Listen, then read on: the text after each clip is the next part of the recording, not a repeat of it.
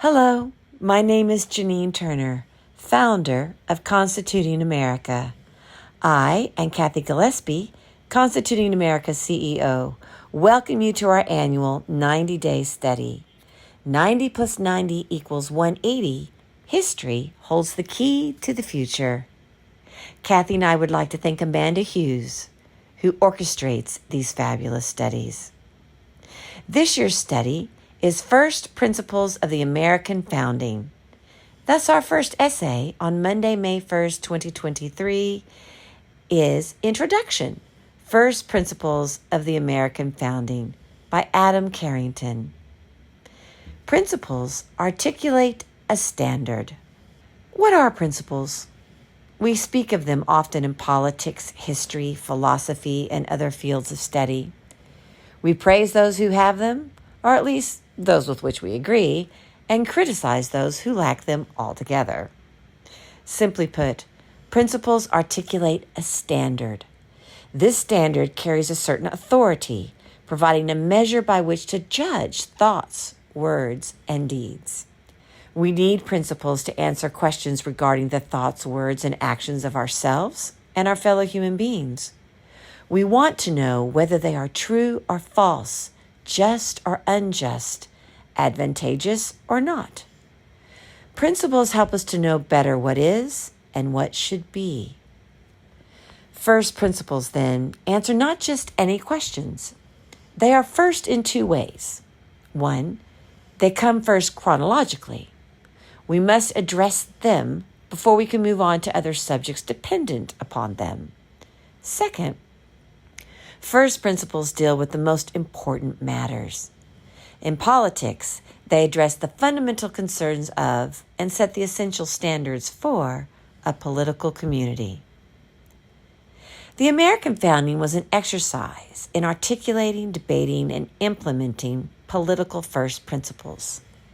The Continental Congress did so in debating with England and declaring independence. The Convention of 1787 in Philadelphia did so in crafting the Constitution to replace the Articles of Confederation.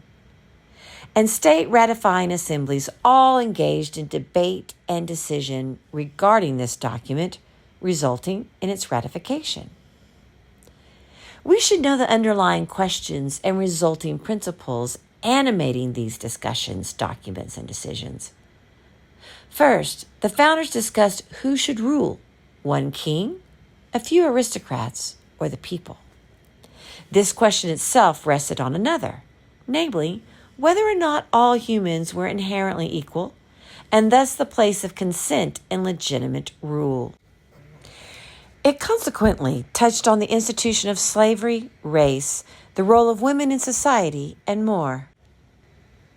Second, the founders addressed the right ends or goals for rule. Do governments exist for the good of the ruler or of the governed? Should laws merely protect from harm or inculcate virtue? Where do rights ultimately come from? Social convention, human statute, or natural law?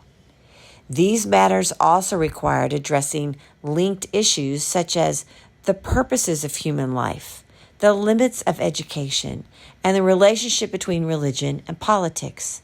It demanded a reckoning on the good and bad of human nature. Third and finally, the founders considered how to structure and run government.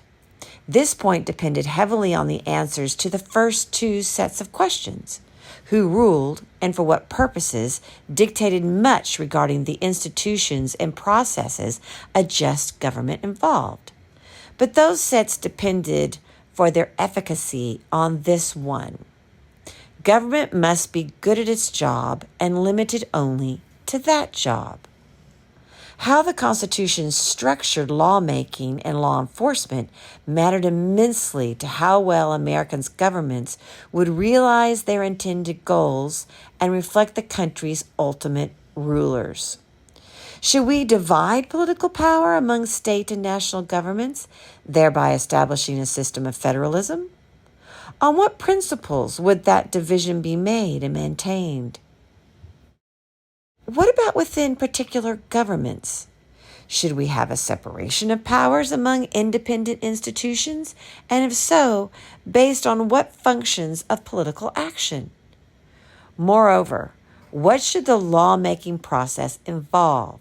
How should we select judges? These and more the founders debated and decided on the intellectual and practical road that led to our Constitution's creation, ratification, and implementation. In returning to this history and these principles, we must remember none of it started in 1787 or even 1776.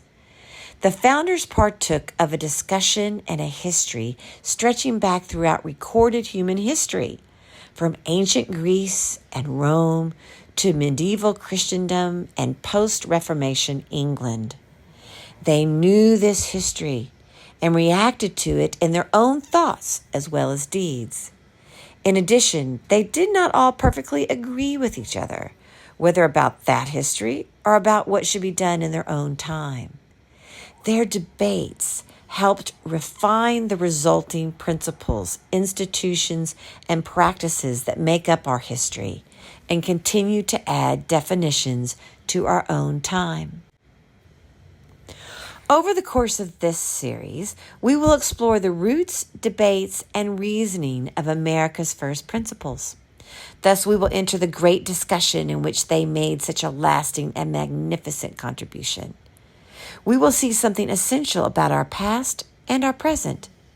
In the process, we will learn better how to take these principles and apply them for our future. Please join us on that journey, better to know our Constitution, our country, and ourselves. Adam M. Carrington is an associate professor of politics at Hillsdale College. There he teaches on matters of constitutional law, American political institutions, and separation of powers. His writing has appeared in such popular forums as the Wall Street Journal, The Hill, National Review, and Washington Examiner. His book on the jurisprudence of Justice Stephen Field was published in 2017 by Lexington. Carrington received his BA from Ashland University and his MA and PhD from Baylor University. He lives in Hillsdale with his wife and their 2 daughters. I thank you for joining us. Please spread the word about these wonderful studies, and we will meet you right back here tomorrow.